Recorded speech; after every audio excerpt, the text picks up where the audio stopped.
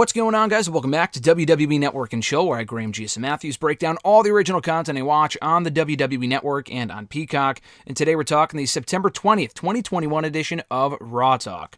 So a lot like Talking Smack from last Friday, which I got to yesterday, was a lot later than usual, but I digress. This was also hosted by Scott Stanford and Matt Camp. Now, I said a week ago, it looks like they were kind of switching off. Some weeks it would be Matt Camp and Scott Stanford. The other week it would be Kayla Braxton and Matt Camp. It looked like for the last episode or two, it was going to be Matt Camp and Kayla consistently. But now we're right back to Scott Stanford and Matt Camp, a lot like on Friday. So I don't think it's a testing thing to see if the chemistry works or whatever. I think it's more of a schedule thing, to be honest. I assume Kayla could make the show, so they brought in Scott Stanford, who I believe is based out of New York, Connecticut, whatever. So they did host the show this week. I thought they did a good job. They replayed the ending to the show. That saw Roman Reigns pin Bobby Lashley in an awesome triple threat, also involving Big E. They recapped the opener to the show. In addition to the main event, the opener saw the Bloodline, Roman Reigns and the Usos, a knockoff the New Day's Big E, Kofi Kingston, and Xavier Woods in six-man tag team action. They also promote the SmackDown Tag Team title match for Extreme Rules on Sunday, which is going to see the Usos defend the SmackDown Tag Team Championship against the Street Profits, in addition to Roman Reigns colliding with, now we know is official, an Extreme Rules match, colliding with the Demon Finn Balor for the Universal Championship. I thought they mentioned that on SmackDown. Even on Talking Smack, they made no mention, I don't think, of it being an Extreme Rules match. But they made that official here, so it is officially, we at least have one Extreme Rules match on Sunday of like 7 matches, which is ridiculous on a pay-per-view that was originally intended to feature nothing but hardcore matches, so whatever, I guess. Matt Camp questions how you can even prepare for the Demon, but at the same time, when Scott Stanford asks him for a pick for Sunday between Roman and the Demon, he says you can never bet against Roman Reigns, even when it's the Demon. You know, it's been long enough. He's been champion for over a year now. He will never bet against Roman Reigns until he's given a reason to, and the Demon just isn't that big of a reason so far. But he does call it one of the greatest title reigns of all time, which I completely agree with, as far as Roman Reigns as the Universal Champion. He is in the midst, which I don't think a lot of people really realize right now, because we're still in the thick of it. But I think this will go down as one of the greatest championship of any titles, but really just the world title specifically. One of the greatest world title reigns in WWE history. Like, it's not even close. I mean, there's a lot of great champions that come to mind in the last 5, 10, 15 years. Roman's coming close to topping every single one of them in every aspect. Scott Stanford and Matt Camp go back to recapping Doudrop versus Eva Marie from Raw that saw Doudrop squash Eva in a matter of minutes. Hopefully that's the end of the fucking feud. Scott Stanford says the whole point of this is hopefully Doudrop shedding herself of that negativity that is Eva Marie, moving on, and maybe even, Matt Camp teases that she might be going after gold at some point. We'll see whether it be the women's tag titles, if she can find another partner, or even the Raw Women's Championship. We hear from Doudrop backstage at Raw with Kevin Patrick. She says the evolution is officially dead, and Kevin Patrick says, Eva Marie was saying you were from Finland. Can you clarify where you're actually from? And she says she's from Scotland. I think Ayr, Scotland or something like that. And then Kevin Patrick, being the goof that he is, and I love Kevin Patrick, he's just corny and he's great. He's like, one last question for you, Doudrop. And I'm not going to even attempt the accent, by the way.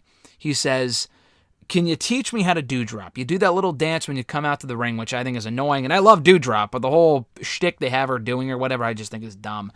Even if she came up with it, I still think it's dumb. So Kevin Patrick's like, can you teach me how to Doudrop? And then she teaches him and he does it. He looks like a goof, but I thought it was funny.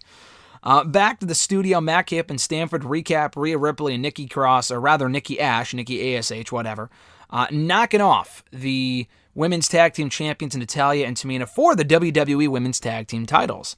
Matt Camp mentions that there are comparisons that fans have compared them to RK Bro, which is 100% true, just a lot worse. And I don't mind Nikki A.S.H and Rhea individually or as a tag team. I love Rhea Ripley on her own. But as a tag team, they completely pale in comparison to RK Bro. The comparisons are there because they're a makeshift team, strange bedfellow duo, whatever. But it doesn't click as well. The chemistry doesn't really click. They work well in the ring together, but as characters, I'm just not really seeing it, to be honest with you. But at any rate, they recap them when becoming the new tag team champions on Monday night. And he says there's a respect there. That's really what brings them together. And they're going to have plenty of challengers as tag team champions. They throw it to Kevin Patrick with Rhea Ripley and Nikki A.S.H, the new WWE Women's Tag Team Champions, backstage at Raw. And they both say they're feeling great. Rhea Ripley admits that she wasn't feeling this tag team at first. No offense to Nikki, but she wasn't exactly feeling it. But she says that Nikki has grown on her, and she's grown to respect her as well through their battles for the Raw Women's Championship and now in their pursuit of the tag titles as well. She compares herself and Nikki to Vegemite. One sour, one sweet. That's why they work so well together. Nikki says they're like chocolate and peanut butter, which sounds fucking gross. I mean, I guess that's, what is that, Reese's? Isn't Reese's like chocolate and peanut butter? I don't know. I like peanut butter on its own personally. I'm not a Reese's fan. I'm probably in the minority there. But anyway, Kevin Patrick brings up a very controversial point when he says, so you're meaning to tell me you guys are like pineapple on pizza? Rhea, I think, says she does like it. Nikki doesn't like it. It's very polarizing. I don't even like pineapple, so pineapple on pizza just sounds gross to me anyway. But their goal is to conquer that women's tag team division as the tag team champions. And Kevin Patrick also brings up, before he wraps up their interview, that Nikki A.S.H. has made history in becoming the only woman in WWE history to win 3 tag team titles, twice with Alexa Bliss, and now once with Rhea Ripley, and one in each year as well, one in 2019, 2020, and 2021 as well. Matt Camp and Scott Stanford recap the Randy Orton-AJ Styles match that saw Orton won with a great finish. I love the callbacks to their previous encounters, with Orton winning that one. Camp says the RK Bro chemistry is getting stronger. They also recap the Shayna Baszler win over Nia Jax. Camp says that he loves this dangerous side of Shayna, and I wholeheartedly agree with him on that. Hopefully we could see more of that. They recap the post-match attack on Nia Jax, and I fucking hate Nia. I saw a lot of people saying, it was a great sell job by Nia. It was a great post-match angle. I'm not really sure why Shayna would have showed hesitation. Nia selling the whole thing, for me anyway, I thought it was awful. Her screaming I thought was fucking just annoying as all hell. I felt no sympathy towards Nia Jax whatsoever. If this means they're over as a tag team, then that's a positive. The rest of it I didn't really care about. So hopefully we are getting badass Shayna Baszler back, but I'm not holding my breath. They recap Jeff Hardy beating Sheamus to earn his way into the United States Championship, now triple threat, at Extreme Rules on Sunday. And we hear from Jeff Hardy backstage at Raw with Kevin Patrick, so no Sarah Schreiber on this episode. Hardy talks about how stoked he was with his win, earning his way into the Extreme Rules US title match on Sunday. And it's fitting, too, because it's Extreme Rules, and when you hear Extreme, you think of Team Extreme, the Hardy Boys, Jeff Hardy. So it's a fitting way for him to get onto that pay-per-view. He says he plans to keep that momentum rolling, with another win on Sunday, becoming a 2-time United States champion. Kevin Patrick asks him to remember and kind of recall his first U.S. title win, which would have been 3 years ago. And I was there for that. He won the championship on not the post-WrestleMania Raw that year, but 8 days later at the Superstar Shakeup before the draft, I fucking hated the Shakeup. The name of it just sounded dumb. It was just a stupid name. But he won the title of the Shakeup from Jinder Mahal, an amazing moment to witness in person in Hartford, Connecticut. And he remembers that, and he was like, I didn't even know this at the time, but apparently by winning that championship, I became a Grand Slam champion, and he says, I don't really know what that means exactly, but I guess it means that you win every active championship in the company, and that's exactly what he did. And even at 44 years old, it's possible for him to do it again. He's feeling great, his body's in good shape, and he's feeling confident going into Extreme Rules. And he admits that he's a real big fan of Damian Priest's work, and it was as much of an honor for him as it was for Damian to be in the ring with him last week, one-on-one for that championship, for the Star Spangled Prize. Calls him a talented dude, and he calls Sheamus intense. They've had their fair share of battles over the years in tag team matches last year in singles competition, and he felt really blessed to get that reaction in his home state of Raleigh, North Carolina, last night on Raw. I guess Jeff Hardy said that was the first time they've been in Raleigh for a Raw in over 10 years, which I did not know, but that's fucking wild. And it was a really cool moment for him because he lives an hour out from there. I guess he only lives about an hour away from, in Cameron, I guess. Raleigh's about an hour away from there, so that was pretty cool for him. And he says that reaction is what makes him feel superhuman, and he's looking, again, to ride that wave of momentum going into Extreme Rules to become the United States champion.